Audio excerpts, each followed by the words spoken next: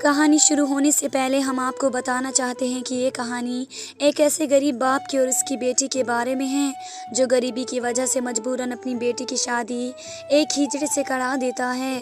आखिर एक ऐसी कौन सी मजबूरी होती है जिसे उसे अपनी बेटी की शादी एक हिजड़े के साथ करानी पड़ी, और शादी की पहली रात लड़की ऐसा क्या देखती है जो वे बेहोश हो जाती है। ये जानने के लिए चलते हैं पूरी कहानी सुनने के लिए। तो शुरू करते हैं आज की सच्ची कहानी। मैं दुल्हन बनी अपने कमरे में बैठी थी। शादी के सुर्ख जोड़े में बस गोटा ही लगा था और उसे मैंने पहन लिया था क्योंकि ऐसा कम कीमत का जोड़ा मेरे गरीब माँ बाप मुझे दे सकते थे। मैं बहुत ज़्यादा खूबसूरत थी, इसलिए मामूली जोड़े में भी बहुत अच्छी लग रही थी। मेरी सहेली मेरे पास बैठी मुझे शाहरुख के नाम से चिढ़ा रही थी। मेरे पापा एक कंपनी में मामूली सी नौकरी करते थे, इससे हमारा गुजर बसर ही होता था। फिर मेरे माँ बाप ने कर्जा उठाकर मेरा थोड़ा बहुत दहेज बना लिया था। यहाँ तक कि 18 कैरेट के सोने के टॉप्स मेरी सास के लिए भी बनवाए थे। मेरी बारात आ चुकी थी। शादी का इंतज़ाम मेरे पापा ने घर के सहन में किया क्योंकि बारात में सिर्फ 30 आदमी हैं और अब्बा ने कहा कि इतने लोगों का इंतज़ाम हमारे घर में अच्छे से हो जाएगा। बारातियों के आने पर ढोल की आवाज़ ने मेरे दिल की धड़कनों को और बढ़ा दिया। मेरे चेहरे पर एक मुस्कान सी सज गई। नाचने गाने की आवाज़ ही मेरे जहन में चल रही थी। मेरे छोटे बहन भाई और सहेलियां बारात देखने सहन में जा चुकी थी। दिल तो मेरा भी बेताब था कि अपनी बारात को देख सकूं, लेकिन मैं अपनी ये ख्वाहिश पूरी नहीं कर सकी क्योंकि मैं दुल्हन थी और मैं अभी अपने दूल्हे को नहीं देख सकती थी। मैं अभी बाहर की तरफ देख रही थी जब मेरा 10 साल का भाई मेरे कमरे में आया। वे बहुत ज़्यादा खुश लग रहा था। उसने कहा, "अप्पी, आपकी शादी पर नाचने के लिए हिजड़े आए हैं जिनसे आपको बहुत ज़्यादा डर लगता है। बहुत डांस कर रहे हैं, हमारे सहन में बहुत मज़ा आ रहा है।" ये कहकर वे बाहर चला गया। मेरे छोटे भाई मुझसे बहुत ही ज़्यादा प्यार करते थे। अपनी छोटी से छोटी बात भी मुझसे ज़रूर बताते थे। एक तरफ मेरे दिल में मायके से जुदा होने का गम भी था क्योंकि मेरी उम्र बस 18 साल हुई थी कि मेरी माँ को मेरी शादी की फ़िक्र पड़ गई थी। मुझसे छोटी 2 बहनें और थी और सबसे छोटा मेरा एक भाई था। मेरा रिश्ता हमारे पड़ोस की खाला ने कराया था। शाहरुख उनसे दूर से रिश्तेदार थे। बस आने जाने में ही रिश्ता तय हो गया था। रिश्ते होते ही मेरी सास ने कहा कि हमारे यहाँ पर रिवाज है कि रिश्ता तय होते ही लड़के के घर वालों को जोड़े दिए जाते हैं। ये मेरी सास की पहली फरमाइश थी, तो उसके लिए मेरी माँ ने अपने कान के झुमके बेचे। मेरे ससुराल वालों के लिए अच्छे अच्छे जोड़े बना दिए। बहरहाल इसके बाद तो ये सिलसिला जैसे चल ही गया था। ना सिर्फ फर्नीचर, ज़रूरत की हर चीज़ मेरे पापा ने मुझे हर चीज़ बना कर दी थी ताकि मेरी बेटी के ससुराल में इज्जत हो सके। अपने माँ बाप की जितनी भी कद्र करती उतनी ही कम थी। उन्होंने अपनी तरफ से कोई कमी नहीं छोड़ी थी। बाहर बहुत ज़्यादा शोर हो रहा था और मेरा दिल बाहर जाने के लिए हो रहा था। बिना देखे ही मैं बाहर होने वाले हंगामे को महसूस कर सकती थी कि तभी अचानक से ढोल की आवाज़ एकदम से बंद हो गई। एकदम से ना जाने क्यों खामोशी सी छा गई, जैसे कि शहर में कोई हंगामा ही ना हो रहा हो। फिर मेरे दिमाग में एक ख्याल आया, शायद खाना शुरू हो गया है। लेकिन फिर मेरे पापा के रोने की आवाज़ ने मुझे बेचैन सा कर दिया। मेरे कमरे की खिड़की सहन में भी खुलती थी, लेकिन मैंने खिड़की के पास नहीं गई थी कि अगर किसी की नज़र मुझ पर पड़ गई तो लोग क्या सोचेंगे, ये कैसी दुल्हन है। लेकिन अब मैंने अपने पापा की आवाज़ सुनी तो मैंने अपने आप को रोक नहीं पाई। मैं बुरे तरीके से घबरा गई। मैं उठकर खिड़की के पास आई और खड़ी हो गई। मैंने हाथ से वे खिड़की खोली तो देखा कि मेरे पापा मेरे ससुर के पाँव में बैठे हुए कह रहे थे कि खुदा के लिए मेरी बेटी की बारात वापस लेकर मत जाओ। ये सुनकर तो मेरे होश ही उड़ गए। वे लोग क्यों मेरी बारात वापस ले जा रहे थे, मैं सोचकर परेशान हुई थी। मेरे दिल की धड़कन अजीब सी थी। मेरे सास और अपने होने वाले पति की आप माथे पर भी बल थे। मेरी सास मेरी माँ से कह रही थी कि तुम लोगों की इज्जत रास नहीं आती। रिश्तेदार मुझे बातें बना रहे थे कि किस लड़की से तुमने अपने बेटे का रिश्ता तय कर दिया है। अब या तो आप लोग मेरे बेटे को दहेज में कार दोगे या फिर ये बारात यहीं पर नहीं रहेगी, बारात वापस चली जाएगी। ये सुनकर मेरे सर पर आसमान गिर गया। मेरे बाप उनके सामने हाथ जोड़े खड़े थे।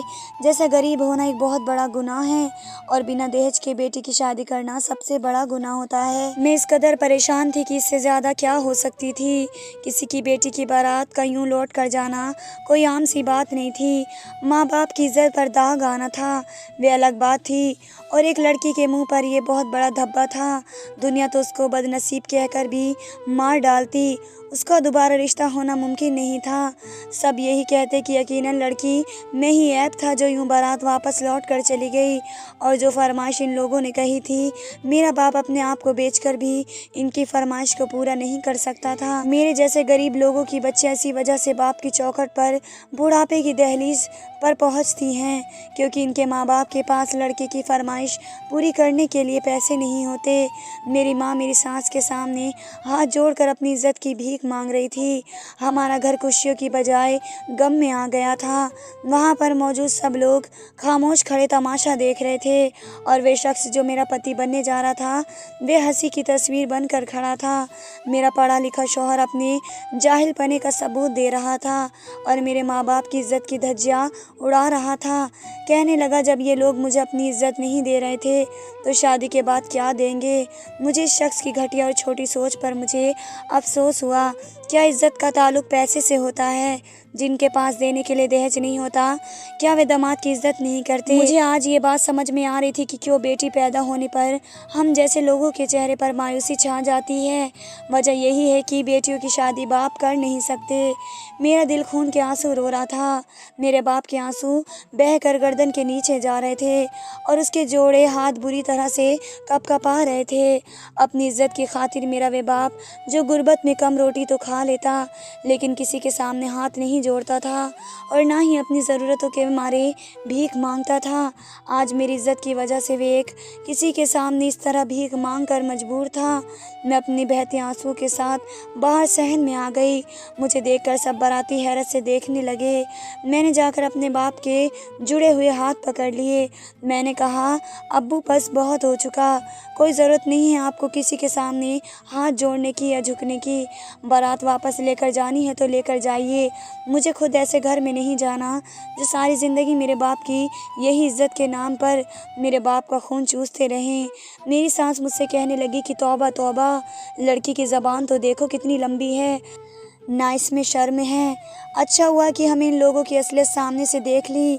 मेरी बात पे वो औरत इतना अलग रंग दे रही थी। बारात में सभी आई औरतें मेरी सास की बातें सुनकर तानों की बोलियां बोलने लगी। मेरी माँ मेरे पास आकर मुझे चुप हो जाने के लिए कहने लगी। वे लोग अपनी बारात वापस ले जाने लगे। मेरा बाप उनके साथ हाथ पकड़ पकड़ कर रोक रहा था, उनकी मन्नतें कर रहा था। ऐसा मत करो, मेरी नेक और पाक लड़की को बदनाम मत करो, वे बदनाम हो जाएगी और फिर इसके लिए कोई रिश्ता नहीं आएगा। खुदा के लिए मेरी बच्ची के साथ जुल्म मत करो। अपने बाप की बेइज्जती देखकर मेरा दिल घुट घुट कर रह गया।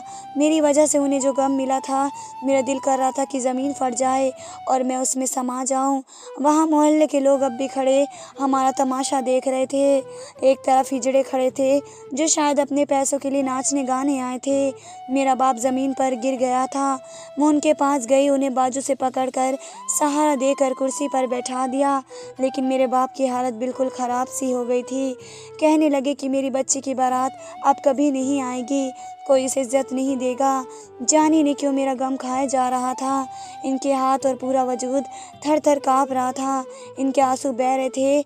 मेरी अम्मी बहन भाई सब रो रहे थे। अभी यही तो मेरे बाप से सहा नहीं जा रहा था कि जब हमारे दरवाजे के सामने एक खाने वाली गाड़ी आकर रुक गई थी।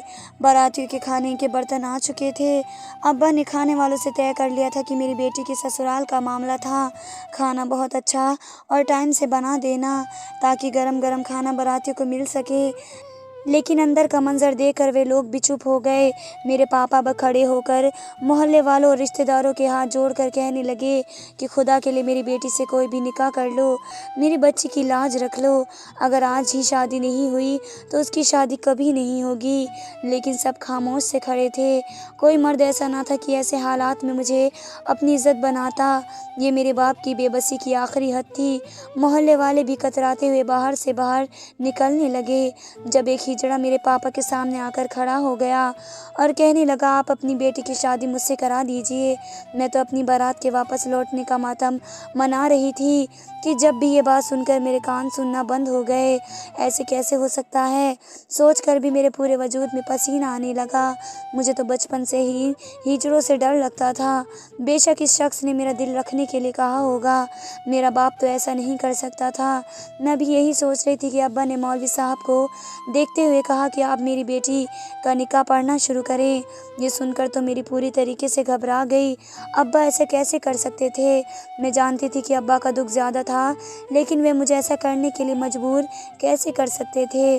अभी तो मैं वही सह नहीं पाई थी कि अब्बा की बातों ने मुझे तोड़ कर रख दिया। मैं अब्बा का हाथ पकड़ लिया था। मैंने कहा, अब्बा आप यह क्या कह रहे हैं? मैं कैसे किसी हिजड़े से शादी कर सकती हूँ? मुझे तो सोच कर भी खौफ लगता है। मुझे तो उनसे पहले से ही डर महसूस होता था। मुझे याद आने लगा, जब हमारा भाई पैदा हुआ था तो अब्बा घर में हिजड़े बुलाए और मैं अपने कमरे का दरवाज़ा बंद करके खौफ के मारे अंदर बैठी थी। फिर अब्बा कहने लगे कि मैं तुम्हारे आगे हाथ जोड़ता हूँ, मेरी इज्जत रख लो, तेरी छोटी बहन भी है। तो मैं रोने लगी थी, लेकिन चुप हो गई। मैं शायद वे पहली लड़की होंगी जिसकी शादी किसी हिजड़े से हुई होगी। मैं रोती जा रही थी और मेरे वजूद में कोई जान बाकी नहीं रही थी। मैं अपने बाप के घर से अपना बेजान वजूद लिए रुखसत हुई थी। टैक्सी में उसी हिजड़े के साथ बैठकर मुझे थोड़ा सा डर महसूस हो रहा था।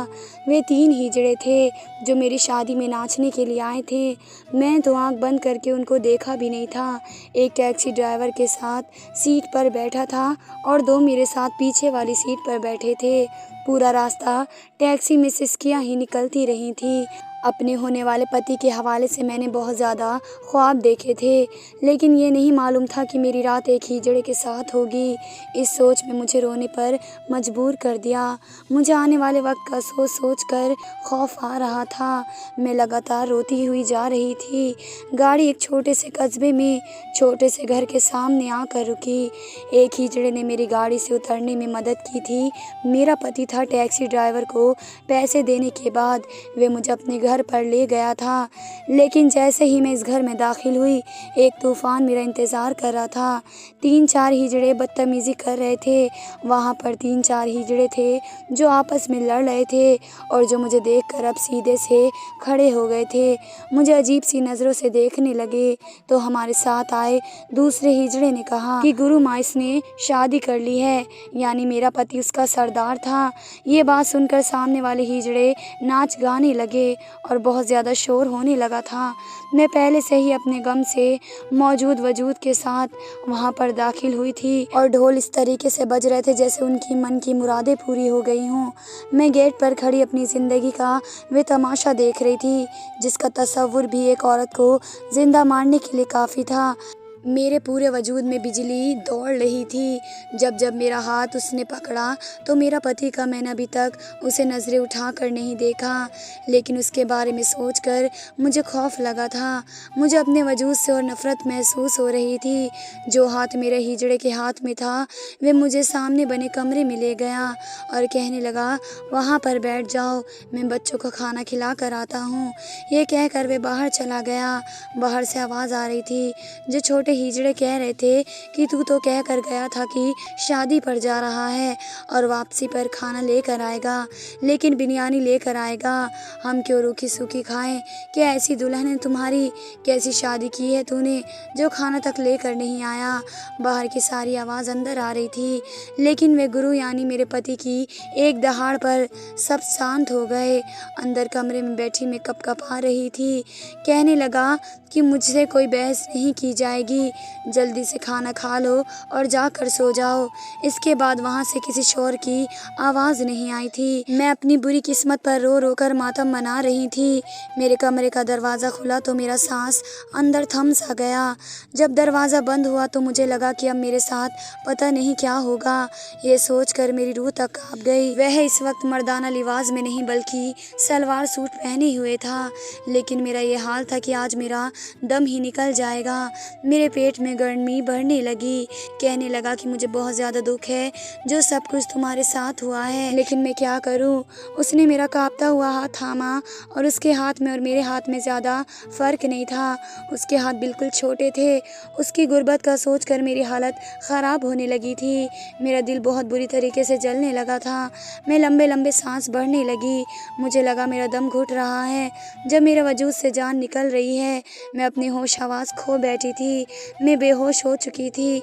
बात ही ऐसी थी, कोई भी लड़की ऐसी सिचुएशन में या तो मर सकती है या फिर बेहोश हो सकती है।